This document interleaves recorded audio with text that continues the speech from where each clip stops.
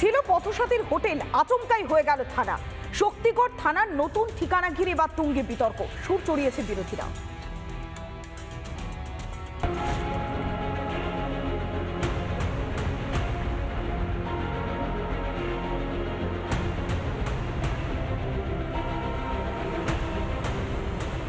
এ যেন রুমাল থেকে বিড়াল, পথসাথীর হোটেল হয়ে গেল থানা।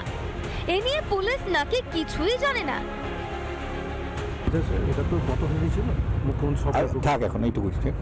পথসাথী মোটেল, যেটা তৃণমূল কংগ্রেসের মুখ্যমন্ত্রী মমতা ব্যানার্জির স্বপ্নের প্রকল্প, এই ধরনের ওনার যেসব স্বপ্নের প্রকল্প ছিল সেগুলো যে অপরিকল্পিত ছিল, সেটা কোটি কোটি টাকা খরচা করে এই ধরনের পথসাথী মোটেল তৈরি করার প্রয়োজনীয়তা কী ছিল, সেটা আমরা বিজেপির পক্ষ থেকে জানতে চাই। সরকারি খরচে তৈরি হয়েছিল পথসাথী হোটেল, সেটাই এখন থানা। জাতীয় সড়কের উপরে ঝকঝকে নতুন থানা। শক্তিগড় থানার পুরনো ভবনও থাকছে। পুরোনো যেটা ছিল ওটা কি উঠে গেল নাকি? ওটা আপাতত একটা আমরা পুলিশ ক্যাম্প হিসেবে রাখবো, ওটাকে ডিসকন্টিনিউ করছি না। ওখানে জিডি সার্ভিস যেটা হয় সেই সুবিধাটা থাকবে, কিন্তু এফআইআর করতে গেলে এখানে থাকছে এবং সাইবারেরও হেল্প ডেস্ক এখানে থাকছে। ঠিক আছে। আচ্ছা, এটা তো পথসাথী ছিল, মুখ্যমন্ত্রী থাক এখন এইটুকুই। পথচারীদের সুবিধার্থে এবং স্বনির্ভর গোষ্ঠীর মহিলাদের আয় বাড়াতে চালু হয় পথসাথী হোটেল। বেশ ভালোই চলছিল বলে দাবি স্থানীয়দের। কয়েক বছর আগে হোটেল বন্ধ হয়ে যায়, সেখানে এখন থানা। এ নিয়ে সাফাই দিচ্ছে শাসক দল।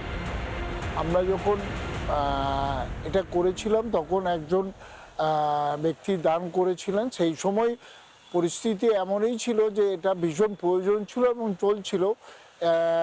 এখন কি অবস্থায় আছে সেটা আমাদের এখন যারা দেখছে, পঞ্চায়েত সমিতি বা জেলা পরিষদ, তারাই বলতে পারবে। আমাদের কাছে পথসাথী যে বিভিন্ন জায়গায় কেমন করে চলছে তা আমরা খুব ভালো মতো জানি। তা তার মধ্যে নতুন সংযোজন আমরা দেখছি আজকে পথসাথী আজকে থানায় পরিণত হলো। এখান থেকে বোঝা যাচ্ছে কীভাবে পশ্চিমবঙ্গ চলছে। গোটা পশ্চিমবঙ্গ জুড়ে এই ধরনের কিছু পথসাথী মোটেল তৈরি হয়েছিল, সেগুলো কিছুদিন স্বয়ম্বর গোষ্ঠীর মাধ্যমে চালানোর পর তৃণমূলের নেতারা গোষ্ঠীদ্বন্দ্ব করে নিজেদের কাছে নেওয়ার চেষ্টা করে, আর তার ফলে তাদের ঘনিষ্ঠ কয়েকজনকে লিজে দিয়ে দেওয়া হয়েছে। নতুন থানা তৈরিতে ব্যাপক অনিয়মের অভিযোগ। সেই থানার উদ্বোধন করেন রাজ্য পুলিশের ডিজিপি রাজীব কুমার। রিপাবলিক বাংলা। নানা ধরনের কন্টেন্ট দেখার জন্য লাইক করুন, শেয়ার করুন আমাদের ফেসবুক পেজ, সাবস্ক্রাইব করুন আমাদের ইউটিউব চ্যানেল। পাশাপাশি অন্যান্য ব্রেকিং নিউজের জন্য অবশ্যই চোখ রাখুন রিপাবলিক বাংলায়।